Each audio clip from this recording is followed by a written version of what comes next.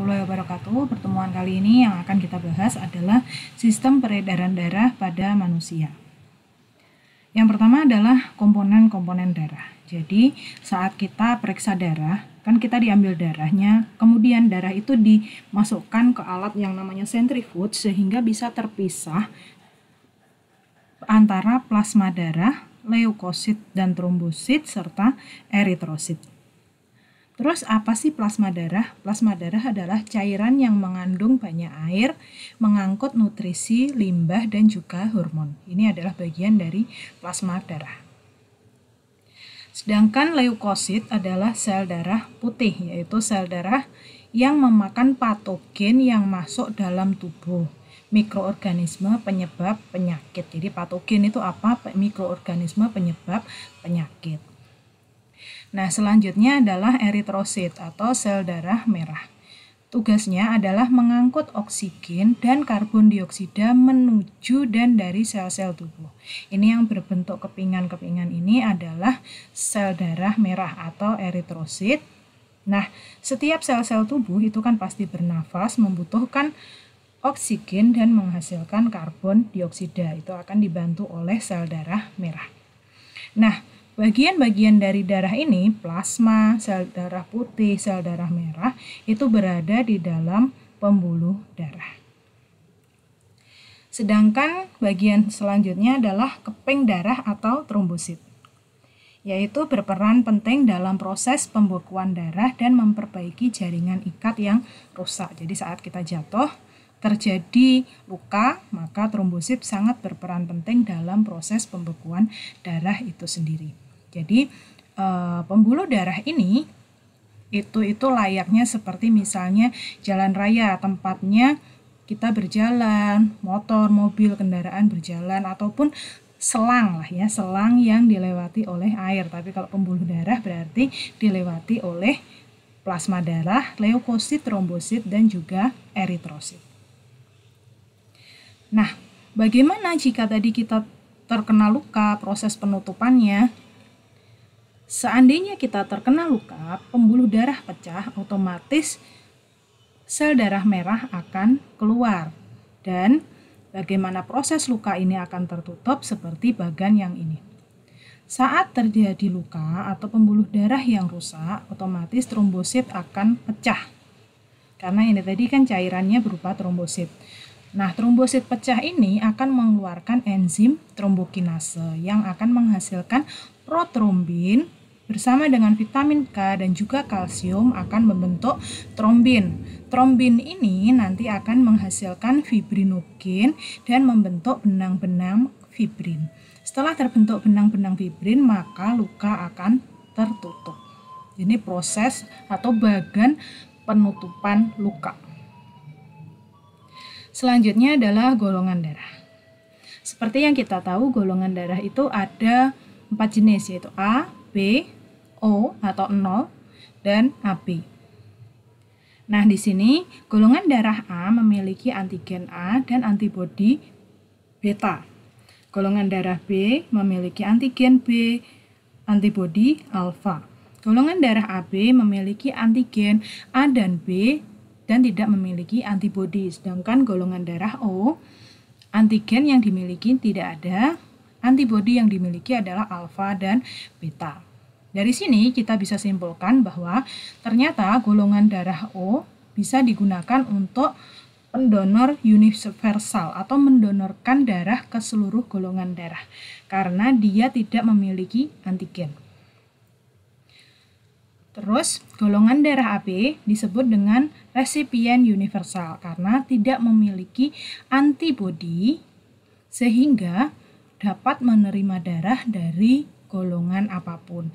Jadi, golongan darah AB mampu menerima donor dari A, B, maupun O. Tetapi yang terbaik adalah tetap golongan darah A memberikan kepada orang yang bergolongan darah A dan seterusnya.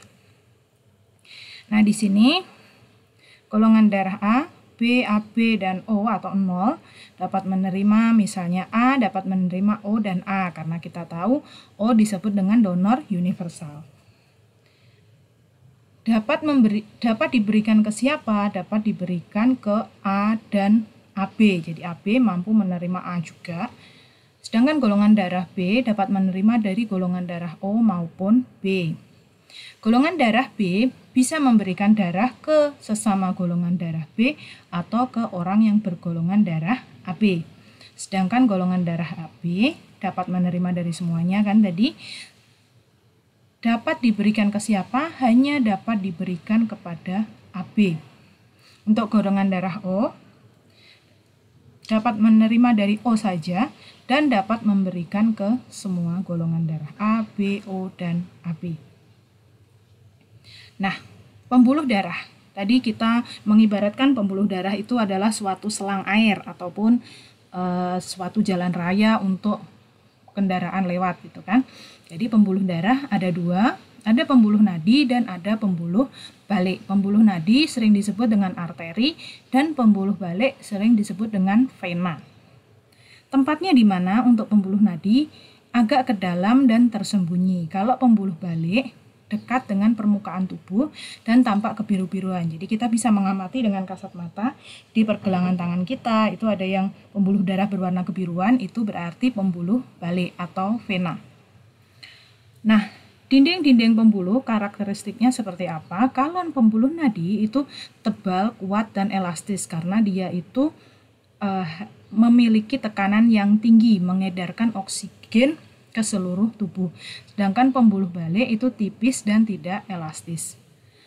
Aliran darahnya pembuluh nadi dari jantung karena nadi itu mengangkut oksigen. Sedangkan kalau pembuluh balik itu menuju jantung karena mengalirkan karbon dioksida. Denyutnya untuk nadi itu terasa. Jadi saat kita memegang pergelangan yang terasa berdenyut itu adalah pembuluh nadi. Meskipun dia tersembunyi tetapi denyutnya terasa karena tekanannya besar. Sedangkan pembuluh balik denyutnya tidak terasa karena tekanannya kecil. Nah, untuk katop, kalau katop pembuluh nadi hanya satu di dekat jantung. Tapi kalau pembuluh balik, di sepanjang pembuluh terdapat katop. Jika terluka, pembuluh nadi akan memancar keluar. Sekali lagi karena tekanannya besar, jadi pengeluaran darahnya akan lebih deras. Sedangkan untuk pembuluh balik, darah yang memancar tidak cukup besar atau hanya menetes saja karena tekanannya kecil. Nah, selanjutnya siapa sih yang memberikan tekanan pada bagian-bagian darah tadi, pada pembuluh darah, yaitu jantung. Nah, di sini kita tahu ini adalah gambar dari jantung kita. Jantung kita itu berada di rongga dada sebelah rongga dada lebih sedikit ke kiri. Nah, jantung memiliki 4 bagian utama. Di sini, kalau yang berwarna biru itu berarti dia mengangkut karbon dioksida, sedangkan yang berwarna merah berarti dia mengangkut oksigen. Yang pertama adalah darah. Darah itu dari seluruh tubuh. Jadi dari seluruh tubuh itu otomatis kaya akan karbon dioksida masuk melalui serambi kanan. Selanjutnya akan masuk ke bilik kanan. Nah, di dalam bilik kanan akan diteruskan ke dalam paru-paru. Menuju paru-paru ini dia melewati arteri pulmonalis. Jadi hati-hati, meskipun arteri tadi adalah nadi yang mengangkut darah kaya akan oksigen, tetapi khusus pada di daerah dekat jantung, arteri pulmo itu mengangkut karbon dioksida. Makanya dia berwarna biru. Nah, di paru-paru ini nanti dia akan bertukar darah yang kaya oksigen dengan darah yang kaya akan karbon dioksida. Kan kita tahu bahwa paru-paru itu mampu menghirup, atau hidung kita menghirup, proses pernafasan atau respirasi kita itu kan menghirup karbon dioksida dan menghirup oksigen dan mengeluarkan karbon dioksida. Nah, selanjutnya darah dari paru-paru setelah ditukar otomatis darah akan mengandung banyak oksigen. Masuk kemana? Ke serambi kiri. Dari serambi kiri ini darah akan masuk ke bilik kiri. Nah, setelah melalui bilik kiri, darah akan diedarkan ke seluruh tubuh melalui aorta atau arteri yang sangat besar. Jadi tekanannya paling besar ada di sini, yaitu aorta atau pembuluh nadi besar. Ini adalah bagian-bagian jantung. Jadi diingat bahwa yang bagian kanan itu kaya akan karbon dioksida, kalau yang bagian kiri kaya akan oksigen. Yang pertama adalah serambi kanan, bilik kanan, serambi kiri, dan bilik kiri. Nah, proses peredaran darah sendiri itu otomatis dari vena. Vena itu ini saya kasih warna biru karena dia kaya akan karbon dioksida. Kemudian masuk ke serambi kanan. Jadi dari vena masuk ke serambi kanan, masuk ke bilik kanan, setelah itu ke arteri pulmonalis, kemudian ditukar ini antara oksigen, darah kaya oksigen dengan darah kaya karbon dioksida di dalam paru-paru. Kemudian darah yang kaya akan oksigen tadi masuk ke serambi kiri.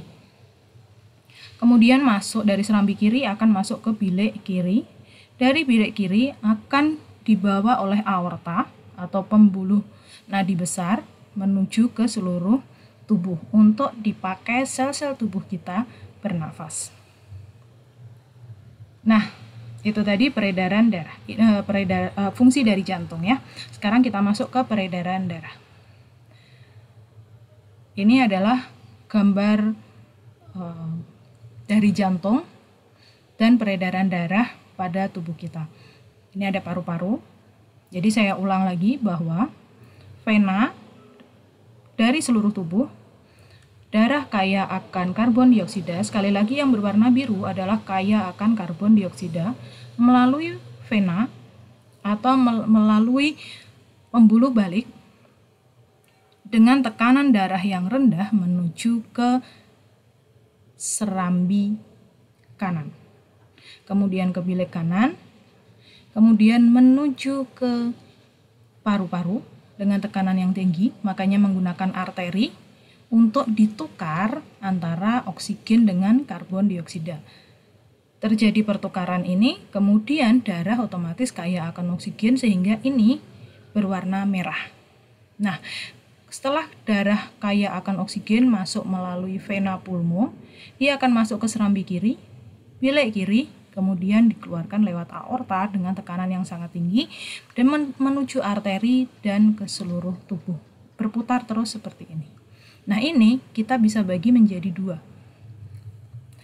Proses sebelum kita bagi menjadi dua, setiap kali kita bernafas, udara yang masuk dan keluar dari paru-paru pada saat yang sama, jantung secara terus-menerus berdenyut untuk memompa darah. Jadi kerjanya itu bersamaan antara kita bernafas dengan pompaan dari jantung itu sendiri. Ini terdiri dari peredaran darah besar dan juga peredaran darah kecil. Dikatakan besar yaitu jika aliran darah dari jantung kemudian diedarkan ke seluruh tubuh, dari jantung ke seluruh tubuh, dan kembali lagi ke jantung atau serambi kiri, bilik kiri, aorta, seluruh tubuh, vena cava, serambi kanan, dan bilik kanan. Ini namanya adalah peredaran darah besar. Saya tulis dengan huruf berwarna merah karena dia kaya akan oksigen, sedangkan yang berwarna biru dia kaya akan karbon dioksida. Dan yang kedua adalah peredaran darah kecil, yaitu aliran darah dari jantung menuju ke paru-paru, kembali lagi ke jantung melalui vena pulmonalis dan arteri pulmonalis. Dengan urutan apa? Serambi kanan, ini serambi kanan yang berwarna biru, kemudian bilik kanan, kemudian arteri pulmonalis,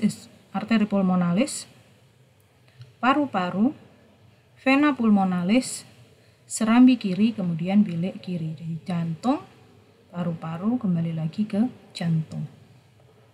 Untuk menukar karbon dioksida dengan oksigen. Kalau ini tadi menukar oksigen dengan karbon dioksida. Nah, selanjutnya denyut jantung itu ternyata frekuensinya bisa berbeda-beda. Faktor apa saja yang mempengaruhi? Yang pertama adalah sebelumnya rata-rata denyut jantung normal manusia adalah 60 sampai 100 kali per menit. Orang yang terbiasa berolahraga seperti atlet biasanya memiliki denyut jantung yang lebih rendah, yaitu 40 kali per menit. Nah, selain ini, ada beberapa faktor yang mempengaruhi frekuensi. Yang pertama adalah usia. Bertambahnya usia, denyut jantung juga akan melambat. Jadi, bayi itu memiliki denyut jantung yang cepat, sedangkan orang tua memiliki denyut jantung yang lambat. Yang kedua adalah suhu udara. Jika suhu udara dan tekanan udara itu tinggi, maka denyut jantung akan cenderung meningkat. Yang ketiga adalah posisi tubuh. Saat kita mengubah posisi tubuh, misal kita dari berbaring menuju berdiri ataupun sebaliknya, maka akan meningkatkan denyut jantung. Selanjutnya ada emosi. Biasanya saat kita marah, denyut jantung otomatis juga akan meningkat karena adanya peningkatan hormon adrenalin. Selanjutnya ada ukuran tubuh. Penderita obesitas itu biasanya memiliki denyut jantung yang lebih tinggi. Kenapa? Karena jantungnya itu harus bekerja keras untuk memompa darah ke seluruh bagian tubuhnya yang begitu besar. Dan yang terakhir adalah efek samping obat. Efek samping obat ini bisa menurunkan maupun meningkatkan frekuensi denyut jantung tergantung jenis obat apa yang dikonsumsi. Selanjutnya, kelainan dan penyakit pada sistem peredaran darah. Jadi hati-hati, jaga kesehatan karena ada penyakit dalam sistem peredaran darah, otomatis mengganggu metabolisme tubuh kita. Yang pertama adalah stroke. Tersumbatnya atau pecahnya pembuluh darah yang mengarah ke otak. Dan yang kedua adalah arteriosklerosis, penyempitan pembuluh darah arteri karena adanya penumpukan lemak. Jadi karena adanya penumpukan lemak, dia itu bisa menyempit. Seandainya misalnya kita ada jalan, banyak sekali mobil yang berjalan di dalamnya, otomatis jalanannya akan menjadi sempit. Selanjutnya ada hipertensi atau tekanan darah tinggi.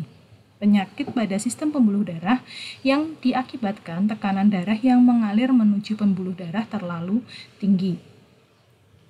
Dan di sini ada yang tekanan terlalu rendah. Kalau terlalu rendah namanya hipotensi. Jadi kebalikan dari hipertensi yaitu hipotensi. Untuk tekanan darah normal itu 80/120. Saat tubuh kekurangan sel darah merah yang sehat atau ketika sel darah merah tidak berfungsi dengan baik, biasanya kita suka lemas atau saat berdiri itu berkunang-kunang, dari duduk menjadi berdiri itu berkunang-kunang, biasanya disebut dengan anemia.